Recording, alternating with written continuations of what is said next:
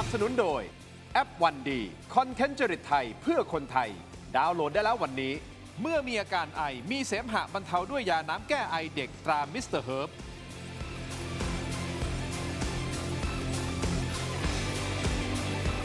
สวัสดีครับตอนรับทุกท่านเข้าสู่รายการถกไม่เถียงครับประเด็นที่ผมจะถกวันนี้คุณผู้ชมครับเราชิฟโฟกัสกันหน่อยนะฮะจากการเมืองไทย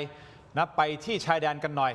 ในระหว่างที่ประเทศไทยของเราก็ยังมารุมมาตุ้มกับการเมืองหลากหลายมิตินะครับชายแดนไทยกัมพูชาก็เป็นอีกหนึ่งมิติที่เราประมาทไม่ได้คุณผู้ชมครับล่าสุดมีคำสั่งมาแล้วนะฮะจากฝั่งของกัมพูชาบอกให้ประชิดชายแดนและเตรียมครับเตรียมที่จะปฏิบัติการอย่างใดอย่างหนึ่งกับเราพร้อมที่จะปะทะเฉพาะจุดได้ทุกเมื่อครับและล่าสุดนะฮะอาจหารครับเอาปืนใหญ่ปรส.มาตั้งแท่นจ่อหน้าปราสาทตาเมืองธมของไทยเราแบบซึ่งหน้าคุณผู้ชมกัมพูชาเขาทำอย่างนี้แล้วนะครับซึ่งเขาว่ากันว่าฐานกัมพูชาในยุคนี้เริ่มไม่กลัวเครื่องบินรบ F-16 ของเราแล้วนะครับเพราะอะไรเพราะเขาได้กลุ่มทุนใหญ่หนุนหลังสร้างบังเกอร์คอนกรีตหนาพิเศษประชิดแนวชายแดนกลุ่มทุนจากประเทศอะไรมาติดตามกันนะครับส่วนการเมืองของฝั่งกัมพูชาเองเพิ่งเกิดดีลลับต้องบอกว่าเป็นลับช็อกโลกที่ตระกูลฮุนยอมกลืนน้ำลายหันมาจับมือกับอดีตฝ่ายค้านคู่อาฆาตแล้วมีรายงานว่าจะส่งลูกสาวของศัตรูมาเผด็จศึกที่ไทยครับวันนี้รายการถกไม่เถียงจึงต้องเรียนเชิญแขกรับเชิญของเราทั้งสองท่านมาร่วมตีแผ่ว่าไทยของเราเตรียมรับมืออย่างไรกับสถานการณ์ที่เกิดขึ้นไม่ว่าจะเป็นมิติของความมั่นคงรวมถึงปากท้องตามชายแดนไทยกัมพูชานะครับคุณผู้ชมแน่นอนเป็นธรรมเนียมของรายการครับขออนุญาตแนะนำสุภาพสตรีก่อนนะครับอาจารย์จากคณะเศรษฐศาสตร์มหาวิทยาลัยเกษตรศาสตร์นะครับดรชิตวรรณชนะกุลครับสวัสดีครับอาจารย์ครับสวัสดีค่ะส่วนซ้ายมือของผมครับหัวหน้าพรรคเศรษฐกิจนะครับท่านพลเอกรังสีกิติยานทรัพย์ครับสวัสดีครับขอบคุณทั้งสองท่านที่ให้เกียรติรายการถกไปถึงคุณผู้ชมที่ชมรายการอยู่ณตอนนี้ส่งคอมเมนต์กันเข้ามาได้นะครับทักทายกันเข้ามาได้นะครับเอาเป็นว่าประเด็นแรกก่อนแผนของกัมพูชาท่านรังสีอาจารย์ชิตวรรณมีใบสั่งให้เปิดแนวรบแล้วนะครับอันนี้รายงานจากคุณวาสนานานุ่วมซึ่งเป็นนักข่าวอาวุโสสายทหารของประเทศไทยท่านได้โพสต์ Facebook บอกว่าตอนนี้ทางทหารกัมพูชาบริเวณแนวหน้ามีใบสั่งมาจากเบื้องบนให้ยั่วยุนะฮะสร้างสถานการณ์ต่างๆนานาครับโดยเป้าหมายของเขาคืออยากให้มีการสู้รบเฉพาะจุดอันนี้สำคัญนะฮะเฉพาะจุดมันแปลว่าอะไรเดี๋ยวมาวิเคราะห์กันนะครับโดยคุณวาสนารายงานว่าการสู้รบอาจจะเกิดขึ้นได้3กรณีครับ 1. เกิดจากการสร้างสถานการณ์ของทหารกัมพูชาเพื่อไปรายงานนาย 2. ทางกัมพูชาปล่อยให้ทหารกำลังพลหน้าใหม่มาอยู่แนวหน้าแต่เป็นกำลังพลที่ฝึกมาน้อยนะครับอาจจะทำตัวเสียวินัยนิดนึงทำให้เกิดการปะทะขึ้นมาได้และสุดท้ายก็โยนไปบอกว่านี่ไงขาดวินัยของทหารหน้าใหม่ 3. ทำตามที่นายสั่งมาก็คือทำให้เกิดความขัดแย้งเฉพาะพื้นที่โดยทหารไทยยังคงต้องนิ่งและพร้อมรบนะครับเพราะถ้าเปิดมารอบหน้าคุณผู้ชมครับบอกได้เลยฮะยิ่งเจ็บหนักกว่าเดิมเอา2ประเด็นเรื่องแรกกัมพูชากำลังเล่นเกมเดิมพันอะไรกันแน่เพื่ออะไรกันแน่ 2. คุณเล็กวาสนาบอกว่าถ้าเปิดมารอบหน้าก็ยิ่งเจ็บหนักกว่าเดิมจริงหรือไม่อย่างไรผมขออนุญาตนะฮะต้องไปที่ทหารก่อนครับท่านผู้เอกรังสีมองประเด็นนี้ยังไงครับเขา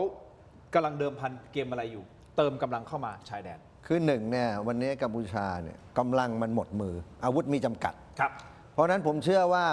มันจะโจมตีเราเนี่ยหลายจุดซึ่งไอ้จุดเฝ้าระวังที่เราเห็นอยู่ก็มี4จุดที่ว่าเนี่ยนะครับไม่ว่าจะเป็นช่องโบกตาเมือนทมช่องจอมห้วยตามาเลียมันจะมีอยู่ตรงนี้เพราะว่าการเพิ่มเติมกำลังมันเนี่ยเราเห็นชัดเจนว่ามันทุ่มแสงกำลังไปตรงนั้นแต่ผมมองแบบนี้มันโจมตีเราหลายจุดก็จริงแต่ว่ามันจะใช้กำลังเนี่ยโถมเข้ามาณจุดใดจุดหนึ่งเพื่อยึดประเทศสำคัญให้ได้คือยึดกลับเพื่อต้องการที่จะลากไปสู่การเจรจา JBC นี่คือยุทธวิธีสำหรับคนจนตรอกคือหมดมือแต่ว่าอยากที่จะต้องมีข้อได้เปรียบในการเจรจาถูกเขาจะเลือกเฉพาะจุดแล้วก็โถมเข้าไปที่จุดนั้นถูกก็คือเปิดแนวรบหลายแนวแต่ว่าจะรวบรวมกำลังเข้าไปยึดภูมิประเทศสำคัญให้ได้1ภูมิประเทศสำคัญ เพื่อเอามาเป็นเครื่องมือในการต่อรอง ใช่ แต่ว่ารอบ การเจรจา เนี้ยผมเชื่อว่ามันจะไม่ได้สักที่เองแล้วมันจะเสียเพิ่ม เพราะเราก็พร้อมในการตีกลับ เราไม่ใช่เราพร้อมอ่ะตอนเนี้ยคือเอาง่ายๆเมื่อไหร่เมื่อนั้นเลย ไม่ต้องพูดว่าพร้อมละเมื่อไหร่เมื่อนั้นน่ะถ้ามันยิง BM 21หรือ ครับ RM 70หรือ ครับ ไอ้ปืนใหญ่ตาจรเข้ามา อืม คือเราพร้อมที่จะลุกออกนอกประเทศทันที คือรอบนี้ไม่มีการตั้งรับในประเทศ ครับ จุดไหนปะทะก็ปะทะ ฮะ ก็มีแผนตีโต้ตอบแต่ว่าเราจะเปิดแนวลุกแนวอื่นที่เยอะกว่าที่มันคิด ครับท่านรังสีคิดว่าตอนนี้คือกำลังพลของเขาเองก็ดี หรือว่าเงินของเขาเองก็ดีก็ล่อยหล่อลงไปเยอะพอสมควรถูกต้องไหม คือมันหมดมือแล้วมันจะให้มีไอ้จีนเทาคุณอย่าลืมว่าไอ้จีนเทามันก็คือเป็นบุคลากร มันจะสู้งบประมาณแผ่นดินได้ยังไง มันเป็นไปไม่ได้หรอกเม็ดเงินมันต่างกันเยอะ แล้วผมเชื่อว่าไอ้จีนเทามันก็ไม่บ้าเอาเงินมาทุ่มหรอกเพราะมันก็รู้ว่าทุ่มไปก็เสียเปล่า ครับ เหมือนกับคุณจะไปลบกับไอ้ฮุนเซนน่ะคุณทินคนเดียวอ่ะคุณเอาทรัพย์สมบัติที่คุณมีจะไปลบกับไอ้ฮุนเซนคนเดียวคุณก็คุมไหม ไม่เวิร์ก ใช่เพราะคุณคุมกำลังลบไม่ได้ เหมือนกันไอ้จีนเทามันก็รู้ว่า ถ้าเกิดว่ามันจะเอาเงินของมันเพื่อมาสู้กับกองทัพไทยอ่ะมันเหมือนแมงเม่าบินเข้ากองฝ่ายชาติ ครับ มันก็ทำเป็นทึกทักของมันไปแบบนั้นแหละ ฮะ ไอ้พวกเนี้ย ครับ อาจารย์ชิตตะวันครับ ร่อยหรอเศรษฐกิจของเขาเราเคยพูดคุยกันว่าพังถูกต้องไหมครับ กับการที่เขามีใบสั่งจากฝ่ายการเมืองหรือผู้นำระดับสูงของประเทศของเขาเนี่ยให้โจมตีเฉพาะจุด อาจารย์คิดว่าหนึ่งเบื้องลึกเบื้องหลังคืออะไรแล้วทำไมต้องเฉพาะจุดเพราะว่าเงินหมดหรือเปล่าฮะ ก็เอาประเด็นแรกก่อนนะคะว่าเศรษฐกิจเขาพังจริงหรือเปล่า ฮะ อันนี้เอาจากที่รายงานของทางการกัมพูชาเลยนะคะก็คือว่าการท่องเที่ยวของกัมพูชาเนี่ยช่วง 6 เดือนแรกมกราถึงมิถุนาปีนี้นะคะยอดนักท่องเที่ยวเข้ามาเนี่ยลดลงถึง 48%เมื่อเทียบกับปีที่แล้วก็คือ 6 เดือนแรกของปีที่แล้วเนี่ย ครับ เยอะกว่านี้ 48%คราวนี้ทางการกัมพูชาก็เพิ่งออกข่าวมาเมื่อน่าจะ 2-3 วันที่แล้ว ครับ บอกว่าเนี่ยเพราะไทยนะทำให้โรงงานของกัมพูชาต้องปิดตัวลงอีก 3 แห่ง คนต้องตกงานอีก 4,000 คนก็อันนี้เขาก็บอกมาเอง อันนี้ประเทศไทยไม่ได้ไปเคลมอะไร ก็หมายความว่าตอนนี้ทางประเทศกัมพูชาเนี่ยเศรษฐกิจเนี่ยแย่มากๆ ก็คล้ายๆกับที่เมื่อกี้ท่านพลเอกรังสีได้พูดมาว่าตอนนี้ไม่มีเงินนะคะแล้วก็จริงๆแล้วเนี่ยจีนเทาเนี่ยคำว่าจีนเทาเนี่ยเขาจะมาช่วยกัมพูชาไหมเขาก็ต้องดูก่อนว่ามันคุ้มไหมที่จะมาช่วย คราวนี้เราจะมาช่วยทำไมล่ะคะ คนมันกำลังโซซัสโซเซ ถ้าเกิดจะไปหาแหล่งสแกมเมอร์ก็ไปหาแหล่งใหม่ดีกว่า ที่มันน่าจะหาคนเข้ามาง่ายๆ อันนี้มันยากนะเพราะฉะนั้นจีนเทาเขาคงไม่มาลงทุนอะไรให้กับประเทศกัมพูชาขนาดนั้น ครับ แต่คราวนี้เมื่อกี้ที่คุณทินถามว่า แล้วเป็นไงจะยิงกันไหม ฮะ ก็ เฉ ต้องบอก พาะจุดไงเรื่องลงเฉพาะจุด คือตอนนี้จากแหล่งข่าวที่เชื่อถือได้ ครับ นะคะก็โอกาสยิงกันเนี่ยก็อยู่ที่ประมาณ 90% 90เลยเหรอ 90%นะคะดูจากตรงนี้แล้วอีกประเด็นหนึ่งที่ผ่านมาก็คือช่วง 3 อาทิตย์ที่ผ่านมาเนี่ยมีทหารไทยต้องเสียขาจากทุนระเบิดของกัมพูชาเนี่ย2 นาย ครับ นายแรกก็คือที่จังหวัดสระแก้ว ครับ และนายที่ 2 ก็คือเมื่อวันจันทร์ที่ผ่านมา ครับ ที่ช่องอ่านม้าใช่ไหม ครั คะ บ คราวเนี้ยจริง ๆ แล้วเนี่ยก็เป็นแหล่งข่าวที่เชื่อถือได้ 99.99% ว่ามันไม่ใช่ทุนเก่าคือมันอาจจะเป็นทุนเก่าก็ได้แต่มีการเอามาวางใหม่ เพราะอะไรก็คือพื้นที่ที่ทหารไทยเนี่ยไปเหยียบกับระเบิดเนี่ยมันไม่ใช่พื้นที่ที่ยังไม่ได้เคลียร์ เคลียร์ไปก่อนหน้านี้แล้ว มันเป็นตรงนั้นเป็นพื้นที่ที่เขาเดินกันเป็นประจำเคลียร์ไปก่อนหน้านี้ เพราะฉะนั้นโดยปกติแล้วอ่ะคนก็จะมีคำถามเยอะทำไมไม่เอาอะไรรถเข้าไปก่อน หรืออะไรเข้าไปสำรวจที่ไม่ใช่ขาคน ก็เพราะว่าจริง ๆ แล้วตรงนั้นมันเป็นพื้นที่ปลอดภัยนั่นเองนะคะก็คือเป็นพื้นที่ที่ได้มีการเคลียร์ทุ่นระเบิดออกไปหมดแล้ว เพราะฉะนั้นตรงจุดนี้ก็คือเป็นการยั่วยุอย่างที่เมื่อกี้พี่เล็กวัฒนานานุ่วมได้โพสต์มาใช่ไหมคะว่าเขาต้องการทำหลายวิธี เพื่อจะทำให้เปิดเกมรบกับประเทศไทย แล้วก็เพื่อจะดึงไปสู่การเจรจา JBC ค่ะ ข้อมูลที่อาจารย์พูดบอกว่ามีโอกาส 90% ที่จะมีการปะทะกัน ซึ่งมันไปสอดคล้องกับท่านพลเอกรังสีบอกว่าเราพร้อมอยู่แล้ว คือท่านแค่ไม่ได้พูดออกมาว่าเราจะปะทะแต่คือพร้อมความหมายคือโอกาสที่จะเกิดขึ้น 90% นี่สูงมากเลยนะฮะท่านพลเอกรังสีแสดงว่ารอบที่ 3 มีให้เห็น ไม่ แน่น มั อน น เป็นประตูเดียวที่ฮุนเซนมันจะขอเปิดด่านได้ คือวันนี้ฮุนเซนมันนอนละเมอก็คือเปิดด่าน อืม เพราะมันไม่มีทางอื่น เพราะเศรษฐกิจมันพังพินาศจากการปิดด่าน วันนี้มันเป็นสิ่งที่พิสูจน์ทราบแล้ว ตอนแรก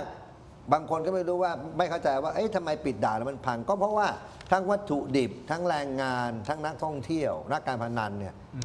มันผ่านประเทศเรา 80% ครับ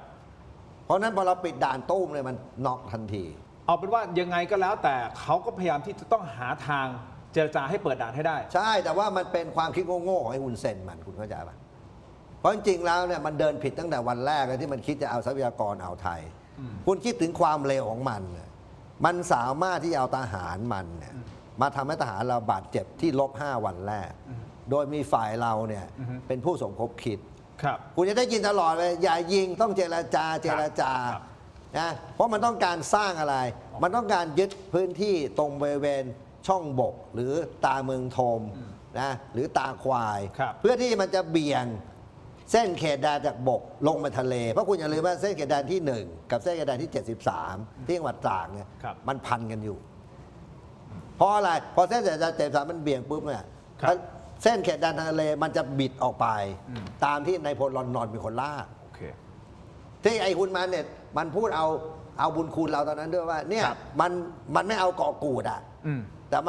มันขอล่ากคือเฉียวเกาะกูดไป เพราะมันอ้างบอกว่าถ้าล่ากจริง ๆ แล้วเกาะกูดเป็นของมัน ฮะ ดูเนี่ยนี่มันสมคบคิดกันไง โอเค แต่นี่หัวมันแตกคุณเข้าใจป่ะ ฮะ มันเลยเละกันตุ้มเป๊ะ ฮะ ทะเลาะกันแบบบ้าเลือดกันนะถูกไหม ฮะ ด่ากันไม่ด่ากันมา เราก็ต้องเตรียมความพร้อมไม่ประมาทนะครับคุณผู้ชมกัมพูชาเองเขาก็ไม่กลัวแล้วนะตอนนี้อาจารย์ชิตวันเขาไม่กลัวเลยฮะไม่กลัว F16 ของเราแล้ว เพราะเขาบอกว่ามีรายงานนะฮะบอกว่าฐานกัมพูชาในเวลานี้ไม่เกรงกลัวเครื่องบิน F16 ของไทย เพราะพวกเขาได้สร้างบังเกอร์คอนกรีตที่มีความหนาพิเศษและแข็งแรงอย่างมาก นี่คือข้อมูลที่ได้มานะฮะตามรายงาน ซึ่งข้อมูลระบุว่ากองทัพกัมพูชาได้รับเงินสนับสนุนจากกลุ่มทุนชาวจีนและชาวกัมพูชา เพื่อเข้ามาปกป้องพื้นที่ทำธุรกิจของตนเอง ให้มีบังเกอร์หนาขนาดนี้ ซึ่งบังเกอร์คอนกรีตหนาพิเศษในทางยุทธการทางทหาร บังเกอร์เหล่านี้เอาก่อนที่จะไปอาจารย์ชิตวันนะฮะ เอาสั้นๆเลยครับ ท่านบูเดรังสีมันสามารถต้านทานแรงระเบิดจาก F16 ได้หรือเปล่า มีไหม เอานี้ผมฝากเขาออด้วยการรอบเนี้ยโชว์โซนิกบูมให้มันรู้หน่อย ซอนิกบูมคือ เอาภาษาชาวบ้านท่าน ก็วิธีการที่ทำให้เกิดเสียงแบบเรียกว่าเยี่ยว โอค ทะลัก ซอน อะ โอ้โหขนาดนั้นเลย อยู่ในบังเกอร์เอ้า จัดเลยใช่ไหม ผมเคยได้ยินที่เขาทำโซนิกบูมมาแล้ว ซอนิกบูมก็คือความเร็วที่ไปเร็วกว่าเสียง เอาง่าย ปึ้ง ๆว่าคุณบินในความเร็วที่เร็วกว่าเสียงแล้วคุณเบรกอากาศอะผมบอกแค่เนี้ย โอเค เดี๋ยวมันได้ยินในพวกทหารเขมรไอ้ขแมพวกเนี้ย โอเค อาจารย์ชิตวันฮะเขาบอกว่าเงินเนี่ยมันมาจากกลุ่มทุนจีนนะทุนกัมพูชา เพื่อปกป้องธุรกิจอ้าวนั่นหมายความว่าฮะหมายความว่ามีคนจีนบางส่วนนะไม่ใช่ทั้งหมดไม่ใช่รัฐบาลจีนนะแต่เป็นกลุ่มทุนจีนธุรกิจจีนเข้ามาสนับสนุนเท่ากับว่าเราไม่ได้สู้กับกองทัพกัมพูชาอย่างเดียวละ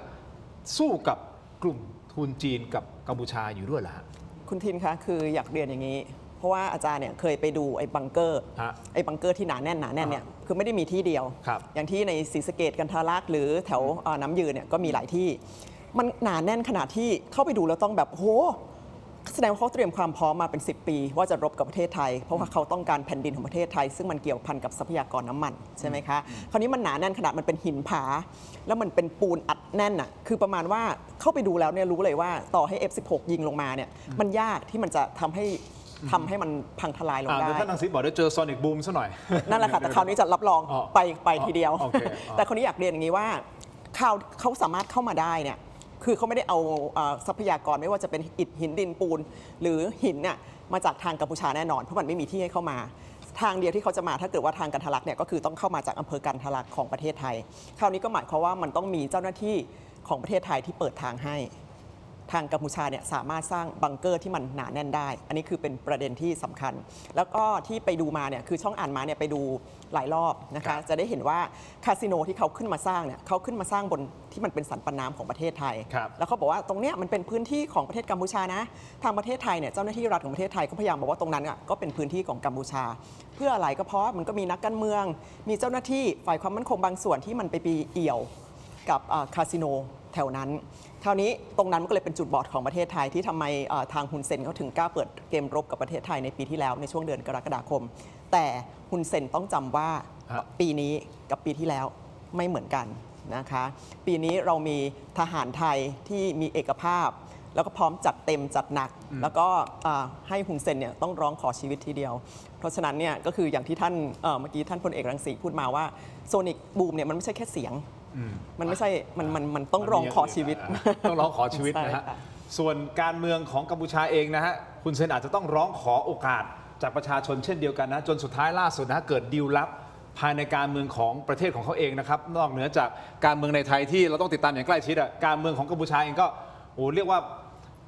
ต้องลุ้นกันทุกวินาทีเช่นเดียวกันนะครับนี่ฮะเป็นภาพล่าสุดคุณผู้ชมเป็นดีลลับที่ไม่คิดว่าจะเกิดขึ้นนะท่านพลรังสีคือไงฮะคือคุณเซนยอมที่จะไปพูดคุยกับอดีตฝ่ายค้านฮะเพื่อที่จะจับมือกันร่วมมือกันแล้วเขาบอกว่าจะส่งนี่แหละลูกสาวของศัตรูที่เคยเป็นศัตรูนะตอนนี้จับมือกันแล้วนะครับเอามาตีไทยคุณผู้ชมครับจะตีในมิติไหนอย่างไรพักสักครู่ครับช่วงหน้ากลับมาติดตามครับ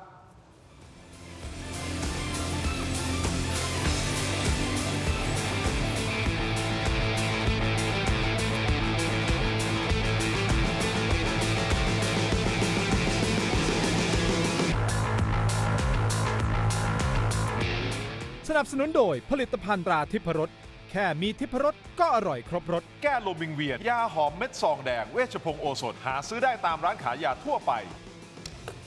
กลับมากันต่อนะครับคุณผู้ชมครับถกไปเถียงในช่วงนี้ครับยังอยู่กับ2ท่านนะฮะท่านพลเอกรังสีและอาจารย์ชิตตะวันนะครับเราพูดถึงเรื่องของบังเกอร์ที่อาจารย์ชิตตะวันได้แสดงความคิดเห็นไปแล้วนะครับแต่ผมขออนุญาตมาที่ท่านพลเอกรังสีหน่อยครับหนึ่งแน่นอนเรื่องของบังเกอร์ที่ทางด้านของกัมพูชาเขาเคลมว่าเขาไม่กลัว F16เขามีทุนจากจีนมีทุนจากนักธุรกิจของกัมพูชาเองสร้างบังเกอร์นะครับแต่ในเวลาเดียวกันยังมีข่าวออกมานะฮะตีข่าวรัฐบาลจ่อซื้ออาวุธต้านโดรนนะครับซึ่งสื่อของฝั่งกัมพูชาเขารายงานว่ารัฐบาลกัมพูชากำลังพิจารณาจัดซื้อปืนต่อต้านโดรนหรือว่าแอนตี้โดรนนะครับและอาวุธต่อสู้อากาศยานเพิ่มเติมครับโดยอ้างว่ากัมพูชาเป็นประเทศเล็กๆไม่มีเทคโนโลยีอาวุธหรือเครื่องบินรบที่ทันสมัยพอที่จะต่อกรกับฝั่งไทยจึงจำเป็นต้องจัดหาอาวุธเพื่อมาป้องกันการรุกรานจากฝั่งไทยอันดับแรกก่อนเดี๋ยวก่อนใครรุกรานใครกันแน่เราไม่เคยรุกรานคุณก่อนนะคุณมารุกรานเรานะครับคุณผู้ชมครับส่วนอีกประเด็นหนึ่งฮะทางด้านของกองทัพกัมพูชาดูเหมือนจะฟาร์มเป็นภาษาวัยรุ่นนะฮะความหมายคือเหมือนเก็บสะสมทำฟาร์มนึกว่าเก็บสะสมแบบนี้นะครับเก็บสะสมอาวุธเต็มไปหมดเลยซึ่งอาวุธพวกนี้เราประมาทไม่ได้นะครับเพราะอย่างสงครามสหรัฐอิหร่านที่อิหร่านยืนระยะมาได้นานขนาดนี้ก็เพราะรูปแบบสงครามแบบอสมมาตรอิหร่านใช้อาวุธราคาถูกผลิตได้เร็วและโจมตีเป็นจำนวนมากเพื่อบังคับให้อีกฝ่ายใช้ระบบป้องกันราคาแพงตอบโต้2ประเด็นบังเกอร์กับอาวุธที่มีการเพิ่มเข้ามาท่านรังสีมองไงครับกัมพูชาคือไอ้บังเกอร์ที่มันพูดเนี่ยผมเคยไปดูที่ตาควายเป็นบังเกอร์เก่าของมันมันไม่สามารถทนทานไอ้ตัวระเบิดจากเครื่องบินเราได้มันแข็งแรงในระดับหนึ่งเท่านั้นนะครับส่วนอาวุธเนี่ยคุณไปเทียบกับอิหร่านกับอเมริกาไม่ได้เพราะว่าอิหร่านเนี่ยเขาผลิตเองเขาพัฒนาเองไอ้วุนเซนนี่คือมันก็ไปซื้ออาวุธไอ้สับปะรังเคของมันด้วยทุนที่ต่ำของมันอยู่แล้วคุณเข้าใจไหมเพราะอาวุธที่มันมีอยู่ตอนนี้ไม่ว่าจะเป็นที่มันคุยว่า RPG มันเป็นยุคสงครามเย็นทั้งนั้นแล้วก็ไอ้ปืนที่มันยิงในนั่นน่ะมันก็ไม่ได้ร้ายกาจอะไรไอ้ปืนยิงโดนเนี่ยไอ้ตัวที่มันแอนตี้โดนที่น่ากลัวคือที่มันเป็นฐานแล้วที่มันเป็นเสา 20-30 เสาไอ้ตัวแบบนั้นน่ากลัวที่รัศมี30 กิโลกดทีล่วงหมดอันนั้นน่ากลัวไอ้แบบนั้นไอ้นั่นเราไม่อะไรแบบนั้นนะณเวลานี้นะครับ เพราะนั้นเนี่ยคือมันก็พยายามคุยโม้คุยโตมันไปเรื่อยไอ้คุณเซนเอาเป็นว่าถ้ามันพร้อมผมบอกให้มันตีตาเมินทมมันตีช่องบกเราคืนไปแล้วแสดงว่าตาเมินทมกับช่องบกนี่คือเป็น2ที่ที่เราต้องระวังเป็นพิเศษใช่ไหมครับหัวใจมันเลยเพราะว่าเนิน745เนี่ยมันอยู่ข้างบนมันได้เปรียบแต่วันนี้เราก็จัดการที่ล้อมันอยู่แล้วเรามีแผนอยู่แล้วคือวันนี้คุณเข้าใจว่ามันไม่เหมือนกับการรบครั้งแรกไอการรบครั้งแรกอ่ะทหารเนี่ยมันถูกดึงขาไว้เอาจะเงื้ออาจจะต่อยก็ถูกดึงมือไว้คุณเข้าใจไหมแต่รอบนี้ไม่ใช่รอบนี้คือพร้อมเตะพร้อมต่อยอ่ะมันไม่เหมือนกันนะคือวันนั้นถ้าคุณเป็นแม่ทัพไปอะไรคุณก็เซ็งนะเพราะเวลาจะเงื้อหมัดจะต่อยเอามีคนมาดึงมืออีกอะเอาเงื้อขาจะเตะมีคนมาดึงขาอีกแล้วเป็นผมนะผมจะเตะไอ้คนดึงอะวันนั้นนะแต่ตอนนี้ยุคนี้ไม่มีแล้วไม่มียุคนี้คือไฟเขียวไม่ใช่ไฟเขียวอย่างเดียว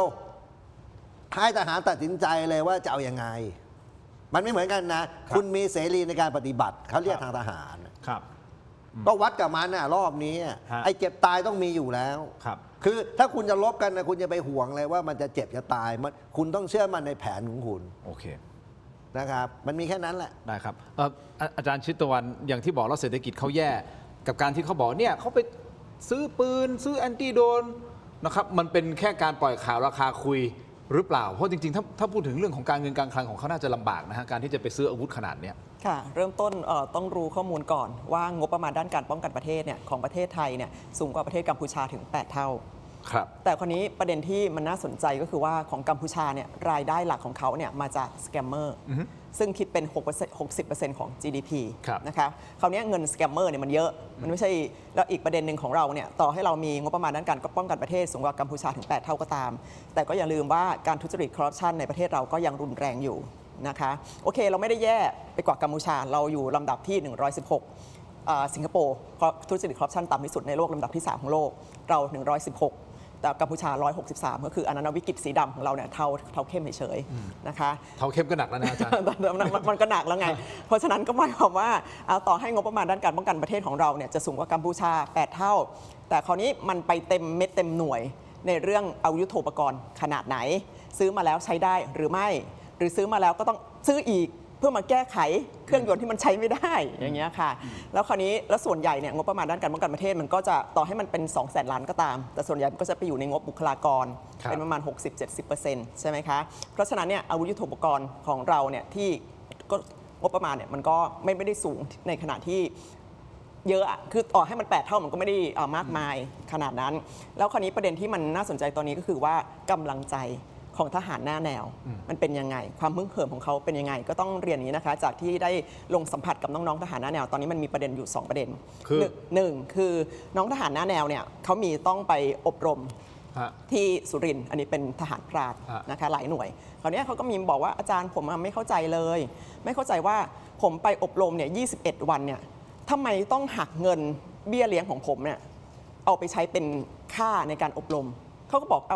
ชาวบ้านเขาก็ถามอาจารย์เขาไม่มีค่าอบรมให้ทหารเนอะทำไมต้องหักเงินเบี้ยเลี้ยงของทหารพรานซึ่งปกติเงินเดือนเขาน้อยๆอยู่แล้วเบี้ยเลี้ยงก็ถ้าอาจารย์จำไม่ผิดน่าจะอยู่ที่200 บาทถ้าเป็นทหารพรานนะคะแล้วหักจากเบี้ยเลี้ยงนี้ก็หักเบี้ยเลี้ยงไปเลย200 บาทก็คือไม่ได้21 วันเนี่ยไม่ได้ไปเลยแล้วเขาก็บอกว่าทำไมมันเป็นอย่างนี้อันนี้ก็คืออยากเรียนถามไปที่ทางผู้บังคับบัญชาด้วยว่ามันเกิดอะไรขึ้นนะคะแล้วส่วนอันที่2ที่ได้เห็นก็คือว่า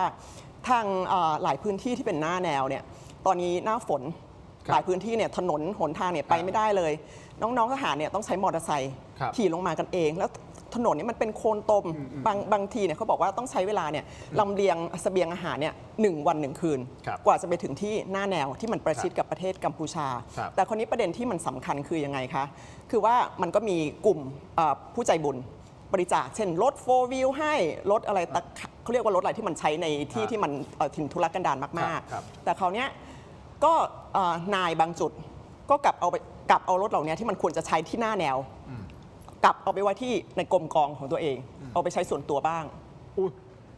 อันนี้ที่ได้ยินมานะไม่รู้จริงไม่จริงอันนี้ก็ต้องตรวจสอบต้องตรวจสอบค่ะเพราะฉะนั้นมันก็เลยทำให้เอาที่หน้าแนวทำไมเขาต้องใช้มอเตอร์ไซค์ทั้งที่วัตถุประสงค์ของการที่ให้รถเหล่านี้มาเนี่ยก็เพื่อให้ใช้ในหน้าแนวไม่ว่าเป็นรถ4 wheel อะไรก็ตามอย่างเงี้ยค่ะงบถึงแม้เราจะมีมากกว่านะของกัมพูชา8 เท่าแต่ในเวลาเดียวกันก็ต้องรู้ว่าการใช้งบมันมีประสิทธิภาพมากน้อยแค่ไหนอันนี้คืออาจารย์กำลังจะสะท้อนออกมาแต่ในเวลาเดียวกันของกัมพูชาเองที่เขาบอกเขาจะเตรียมซื้อแอนตี้โดรนนะแล้วก็อาวุธต่างๆเนี่ยครับคือเขาไม่มีตังค์แล้วเขายังประกาศว่าเขาจะซื้อแบบนี้คืออันนี้ขี้โม้ค่ะโมโอเคจบแค่นั้นแหละท่านมงคลรังสีอันนี้ประเด็นนี้น่าสนใจนะครับว่างบเนี่ยมันถูกใช้อย่างมีประสิทธิภาพจริงหรือเปล่าทางด้านของชายแดนไทยนี่คือฝั่งไทยนะครับรวมถึงของที่ไปบริจาคแล้วเขาได้ยินมาอาจารย์ได้ยินมาว่าเอาไปใช้ส่วนตัวแทนที่จะอยู่กับทั้งหมดต้องไปตรวจสอบว่ามันมีโอกาสเป็นไปได้ไหมในหมู่คนส่วนใหญ่ไม่ต้องมีทั้งคนดีคนเลวอันนี้เราต้องไปดูเหตุผลของเขาว่าทำไมถึงต้องทำแบบนั้นมันฟังปุ๊บมันก็รู้แล้วว่ามันมีเหตุผลหรือไม่มีเหตุผลเพราะผมก็เคยบริหารหน่วยมาผมพอรู้ว่าไอ้บางครั้งเนี่ยเงินที่ออกมาเนี่ยมันเป็นค่าประกอบเลี้ยงค่าที่พักซึ่งมันอาจจะเป็นการอบรมชั่วคราวอะไรแบบนี้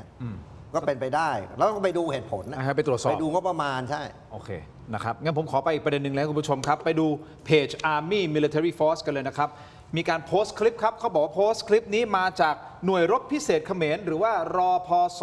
911ฮะซึ่งเป็นรบพิเศษเขมรลงคลิปพร้อมแคปชั่น ทหารยอดนักรบของกองทัพโชว์ทักษะกระโดดลอดห่วงไฟ นักรบไม่เกรงกลัวศัตรู และไม่เคยวิ่งหนีปัญหา พวกเขาต่อสู้สุดชีวิต แม้แต่ไฟกำลังลุกไหม้รอบห่วง นักรบของเราพร้อมเผชิญหน้ากับมันชมครับ ប្រាប់ពីទ័ពទាំងឡាយការវឹកហាត់ត្រូវតែធ្វើឲ្យខ្លាំងអ្នកខកខានអ្នកខ្វះស្មារតីត្រូវដាក់ពិន័យស្មើនឹងសង្គ្រាមបរាជ័យ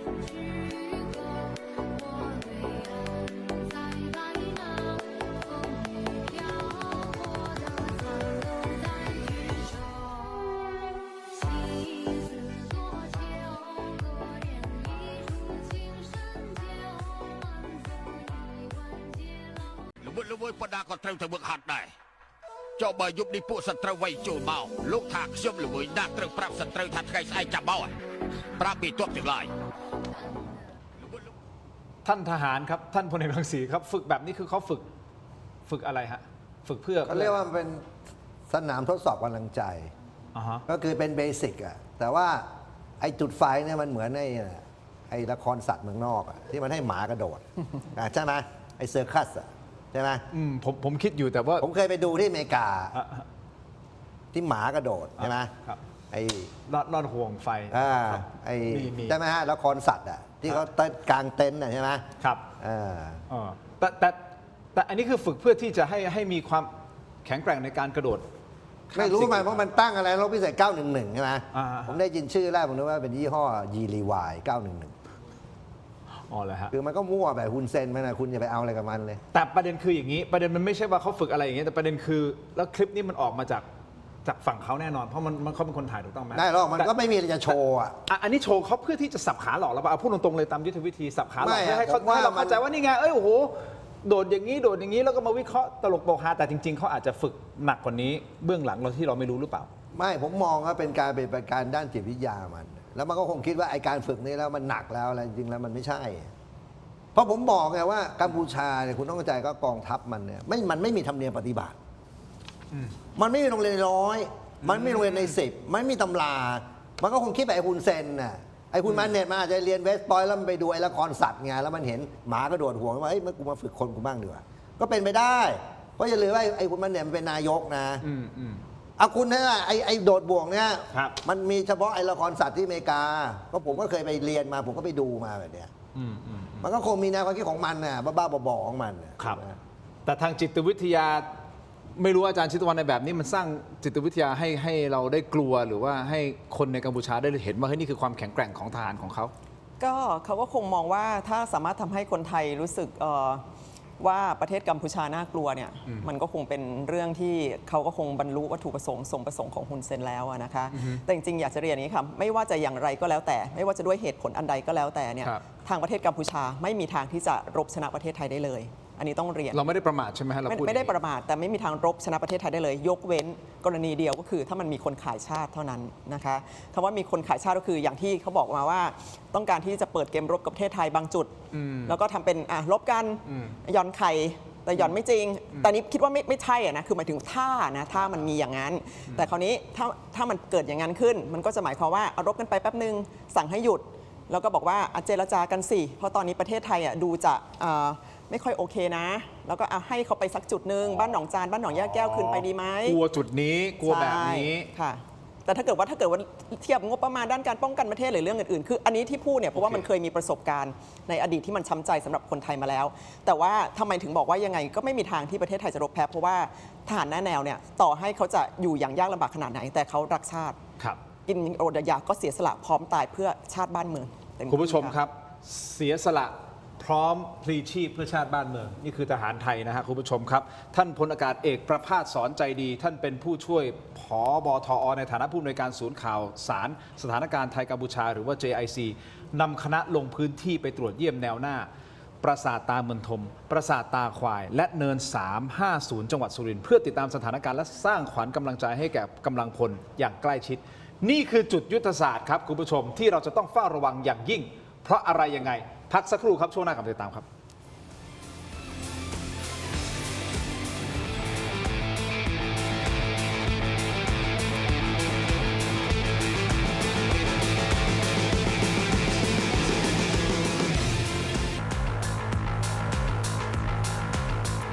สนับสนุนโดยอาหารแมวเหมียวเหมียวอร่อย มีประโยชน์ถูกใจเหมียว กลับมากันต่อนะครับคุณผู้ชมถมไปทีในช่วงนี้นะครับอยู่กับท่านพลเอกรังสีนะฮะและอาจารย์ชิตวรรณนะครับไปต่อกันที่จุดที่เราจะต้องเฝ้าระวังอย่างยิ่งนะฮะท่านพลเอกรังสีก็คือตาเมืองทมคุณผู้ชมครับ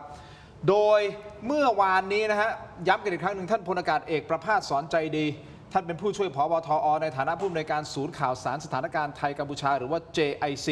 นำคณะลงพื้นที่ตรวจเยี่ยมแนวหน้านะครับปราสาทตาเมืองทมปราสาทตาควายเนิน 350 จังหวัดสุรินทร์เพื่อติดตามสถานการณ์และสร้างขวัญกำลังใจให้กับกำลังพลอย่างใกล้ชิดนะครับ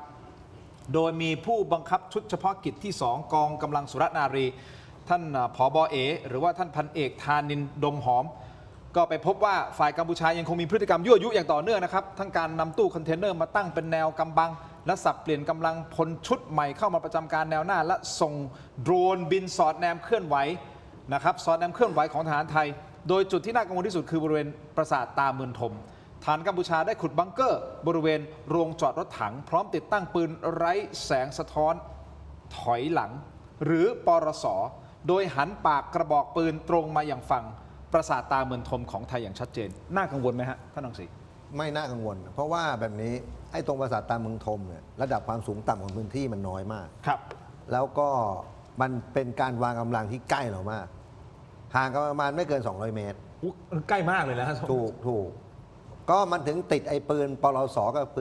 ปืนไร้แรงสะท้อนถอยหลังเลยนะครับ ก็เป็นปืนที่มันเอาไว้สำหรับยิงพวกยานเกราะ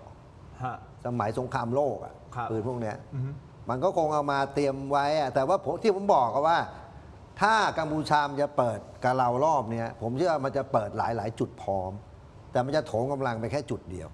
เพราะจุดเป้าหมายคือมันต้องการยึดภูมิประเทศสำคัญคืน เพื่อที่จะต่อรอง ขอให้ได้1 จุดใช่เพราะว่าถ้าเกิดมันได้1 จุดเนี่ยคุณต้องเข้าใจว่านิสัยฮุนเซนเนี่ยมันจะคุยโม้คุยโตกันแล้วมันก็จะพยายามเอาเราเนี่ยเข้าประชุม JBC คือวันนี้ฮุนเซนมันหมดมุกแล้วมันมีอย่างเดียวคือมันต้องการที่จะเปิดด่านอย่างเดียว นั่นคือหัวใจสำคัญของมันซึ่งมันคิดไม่ถึงไงว่าไอ้ฝ่ายที่สมคบคิดกับมันจะไม่มีปัญญาในการที่จะเปิดด่านให้มันถึงโกรธตอนนี้ที่มันประกาศเดี๋ยวมันจะยึดทรัพย์ไปหมดแล้วมันจะประกาศว่าใครมั่งที่เอาเงินมาซุกในประเทศมันคุณรู้ป่ะตอนนี้มันขู่ไอ้พวกคนไทยที่เอาเงินไปฟอกโชคตอนนี้กลับว่ามันจะแบล็กเมลอีกแล้วมันใช้วิธีแบล็กเมลกลับอีกแล้วนะคุณเสกเปิดรายชื่อเลยถูกเขากะเลยอ้าวนี่ไงคนไทยมีใครบ้างจะเป็นนักการเมืองหรือจะเป็นอะไรก็แล้วแต่ไล่มาเลยทีละชื่อมีเงินอยู่ในประเทศเขาเท่าไหร่ยังไงเพราะว่ารายชื่อมันก็เป็นรายชื่อที่ไอ้เฉินเจ๋อมีไอ้เฉินเจ๋อมันก็ถูกจีนเข้าไปเรียบร้อยคายมาพันรายชื่อตอนนี้พันรายชื่อก็อยู่ในมือคนไทยแล้วจะรอเปิดเมื่อไหร่เท่านั้นเองคุณรู้ว่ามีคนไทยยุ่งไอ้เฉินเจ๋อเนี่ยมาฟ้องในเมืองไทยแล้วเป็นสแกมเมอร์ด้วย 1,000 รายชื่อมีทั้งข้าราชการนักธุรกิจนักการเมืองแล้วนักการเมืองมีตั้งระดับท้องถิ่นน่ะจนถึงระดับประเทศถ้าเปิดนี่คืองามหน้ากันเลยนะก็แน่นอนเนี่ยไอ้คุณเซนมันถึงขู่ทุกวันนี่ตอนเนี้ยคราวนี้ไอ้คนที่มันเอาเงินไปซุกคุณรู้ว่าเงินที่โกงจากประเทศไทยไปซุกที่ไอ้คุณเซนเนี่ยที่ผมรู้ตัวเลขมาหลักแสนล้านไปในรูปแบบของบ่อนในรูปแบบของโรงแรมในรูปแบบของนักธุรกิจภาคบริการมีหลายแบบเลยขู่ที่จะเปิดเอาแน่นอนเพราะมันโกรธไงตอนนี้คุณเซนน่ะอ้าวอาจารย์ทิตวันมีข้อมูลตรงนี้ไหมครับมีความเป็นไปได้ไหมฮะคือที่จะมีเงินของคนไทยปีตัวนั้นเป็นพันรายชื่ออันนี้ถูกต้องแน่นอนอยู่แล้วนะคะที่ท่านพลเอกรังสีพูดมาหนึ่งก็คือว่าถ้าเราดูข่าวจากต่างประเทศเนี่ยก็ชัดเจนนะคะว่ามันมีเส้นเงินของสแกมเมอร์ของประเทศกัมพูชาเนี่ยมายังกรุงเทพมหานครความหมายตรงนี้ก็หมายความว่ามันต้องมีตัวใหญ่ที่อยู่ในกรุงเทพมหานครนะคะและ2ก็คือทางการของทั้งสหรัฐอเมริกาทางการของทั้งประเทศจีนเขาก็จับตาดูอยู่แล้วว่าทำไมถึงมีการปล่อยให้มีการลักพาตัว คนต่างชาติเนี่ยในประเทศไทยเพื่อส่งไปยังฐานสแกมเมอร์ที่ทำเรื่องการค้ามนุษย์ในยังประเทศเพื่อนบ้านคราวนี้มันจะทำได้มันก็ต้องมีตัวการใหญ่ไม่ว่าจะเป็นนักการเมืองไม่ว่าจะเป็นข้าราชการระดับสูงเข้ามาเกี่ยวข้องนั่นแหละค่ะไม่ว่าจะเป็นฐานรู้เห็นเป็นใจหรือว่าปล่อยปละละเลยใช่ไหมคะซึ่งตรงจุดนี้ก็อยากจะเรียนอย่างนี้ค่ะว่าตอนนี้ทางของประเทศสหรัฐอเมริกาเนี่ยเขากำลังเทคแอคชั่นตรงนี้อย่างเต็มตัวยังไงบ้างก็คือเขากำลังจะส่งเอกอัครราชทูตของประเทศสหรัฐอเมริกาเข้ามาประจำประเทศกัมพูชาซึ่งแต่เดิมเนี่ยมันไม่มีไป2 ปีแล้วคราวนี้คนที่กำลังจะมาเนี่ยก็คือคุณคริสโตเฟอร์แอนเดอร์สันเนี่ยเขาก็ประกาศชัดเจนว่าถ้าเกิดเขามาเนี่ยเรื่องที่เขาจะทำภารกิจแรกก็คือเรื่องปราบสแกมเมอร์ครับนะคะซึ่งตรงเนี้ยถ้าเขาปราบสแกมเมอร์ในกัมพูชามันก็จะไปทุกคนนะคะที่มันมีความเกี่ยวข้องเป็นเกรย์ลิสต์แบ็คลิสต์ไม่ว่าจะอยู่ในประเทศไทยหรืออยู่ในประเทศอื่นๆซึ่งตรงนี้มันก็เป็นเรื่องที่น่าจับตาว่าถ้าอย่างตอนนี้กกอานที่เขาเคยเป็นอดีตวุฒิสมาชิกของประเทศกัมพูชาที่เขาโดนฟรีซเงินไปใช่ไหมคะจากทางสหรัฐอเมริกาไปเมื่อประมาณเดือนเมษายนปีนี้คราวนี้ถ้ากรณีของประเทศไทยทางสหรัฐอเมริกามีการประกาศมาบ้างว่าคนนี้เกี่ยวข้องทางจีนประกาศออกมาบ้างว่านักการเมืองคนนี้เกี่ยวข้องข้าราชการคนนี้เกี่ยวข้องแล้วใครล่ะคะจะอยากมาลงทุนในประเทศไทยมันก็จะเป็นหายนะทางเศรษฐกิจของประเทศไทยเพราะว่ามันก็คงไม่อยากมีประเทศไหนเข้ามาลงทุนในประเทศที่นักการเมืองข้าราชการเนี่ยทุจริตคอร์รัปชันในระดับสแกมเมอร์เสียเองถ้าเป็นอย่างนี้นะคุณผู้ชมสแกน QR Code หน้าจอของผมนิดนึงครับไปที่ Terro Digital ใน YouTube Facebook ถงไปเถียวไปรอก่อนนะครับคุณผู้ชมถ้าสิ่งที่อาจารย์ชิตตะวันพูดสิ่งที่ท่านพลเอกรังสีพูดมานะครับและถ้ามันมีความไม่ชอบมาพากลเกี่ยวกับเรื่องของการเปิดชื่อหรือไม่เปิดชื่อตรงเนี้ยเขาใช้เป็นตัวประกันในการที่จะเจรจาต่อรองเพื่อเปิดด่านได้หรือไม่นี่คือคำถามผมนะยื่นมือยื่นแมวไงถ้าคุณไม่อยากผมเปิดคุณเปิดด่านซะเป็นไปได้ไหมฮะคุณผู้ชมครับเดี๋ยวเราไปต่อกันในออนไลน์รวมถึงประเด็นการเมืองภายในกัมพูชาเองนะครับยอมฮะตระกูลคุณยอมก้มหัวแล้วบอกอ้าวอดีตศัตรูที่เป็นฝ่ายค้านใช่ไหมมาจับมือกันจับมือเช็คแฮนด์กันแล้วเดี๋ยวเดินหน้าพัฒนาประเทศอันนี้เป็นภาพที่เขาสร้างออกมานะครับผู้ชมคิดอย่างไรอาจารย์ทั้งสองท่านเดี๋ยวเรามาพูดคุยกันต่อนะครับแล้วเขาบอกเขาจะส่งลูกสาวของศัตรูนี่แหละอดีตศัตรูเนี่ยมาสู้กับไทยเจอกันในออนไลน์ครับขอบคุณครับท่านผู้ชมครับขอบคุณอาจารย์ชิตวรรณครับถงไม่เถียงลาไปก่อนออนไลน์เจอกันครับสวัสดีครับ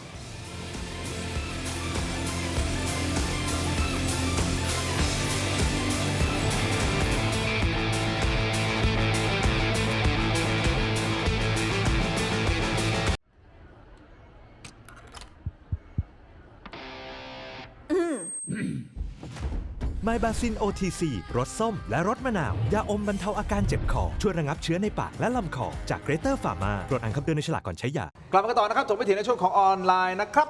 อยู่กันทั้งสองท่านนะครับคุณผู้ชมครับท่านหัวหน้าพรรคเศรษฐกิจนะฮะท่านพลเอกรังสีกิติยานทรัพย์นะฮะและดร.ชิตตะวันชนะกุลท่านเป็นอาจารย์คณะเศรษฐศาสตร์มหาวิทยาลัยเกษตรศาสตร์นะครับในมุมของเศรษฐศาสตร์โดยเฉพาะเศรษฐศาสตร์เศรษฐกิจของกัมพูชาท่านก็พอจะมีข้อมูลอยู่แล้วแหละในภูมิภาคนี้นะครับแน่นนะฮะคุณผู้ชมอย่างนี้ผมสนใจประเด็นที่ท่านพลเอกรังสีเปิดประเด็นมาว่าทางด้านของฮุนเซนเองก็มีลิสต์รายชื่อนะของคนที่เอาเงินไปอยู่ที่ประเทศเขาบอกเป็นพันรายชื่อเลยนะครับซึ่งในนั้นก็จะมีทั้งคนไทยที่เป็นนักการเมืองท้องถิ่นบ้างแหละนักการเมืองระดับชาติบ้างแหละเป็นนักธุรกิจอะไรยังไงบ้างแหละไอ้รายชื่อพันรายชื่อนี่ถ้าเปิดมานี่คือผมว่ามหาสนุกเลยนะจะได้เห็นไปเลยนะครับว่าคนไทยใครบ้างที่เอาเงินไปพักอยู่ที่กัมพูชาคำถามคือว่ามีโอกาสที่จะเปิดไหมถ้าเกิดเราปิดด่านไปเรื่อยๆนี้แล้วไอ้ฮุนเซนมันพังนะผมเชื่อเดี๋ยวมันต้องเปิดโยนขึ้นมาให้เป็นข่าวก็ตามที่มันเคยทำกับเรามาหลายรอบแล้วมันก็ปล่อยเรามาเรื่องว่าไปฟอกเงินที่ไหนไอ้รายชื่อบริษัทของแซมเมอร์ที่มันตั้งในเมืองไทยอยู่ที่ไหนบ้างมันเคยเปิดมาช่วงนะแล้วก็กบข่าวกันไปเพราะว่าคุณต้องอย่าลืมนะมันเป็นกระบวนการนี้ไอ้คนพวกนี้มันโกงเงินในประเทศเสร็จแล้วมันก็เอาไปลงทุนในกัมพูชาพอไปลงทุนกัมพูชาได้เงินมามันก็กลับมาฟอกเงินในเมืองไทยคุณเข้าใจอ่ะมันโยนไปโยนมาแบบนี้นะวิธีการคือเอาเงินสกปรกในเมืองไทยเอาไปฟอกที่นู่นไปฟอกที่นู่นในนามของบ่อนแล้วก็โยนกลับมาใช่เสร็จแล้วพอมันได้มามันก็โยนกลับมาสะอาดเลยตู้ซักสะอาดไม่แต่สิ่งที่ไอ้เฉินเจือมันพลาดเนี่ยคือมันมาทำ Prince Bank คราวนี้ไอ้ Prince Bank เนี่ยเส้นทางการเงินเนี่ยมันผิดปกติเพราะทางธุรกรรมทางการเงินของ Prince Bank เนี่ยมันไม่มีที่มาที่ไป มันมีแต่ธุรกรรมทางการเงินคือทำบัญชีงบดุลอะไรปลอมเขาเช็คได้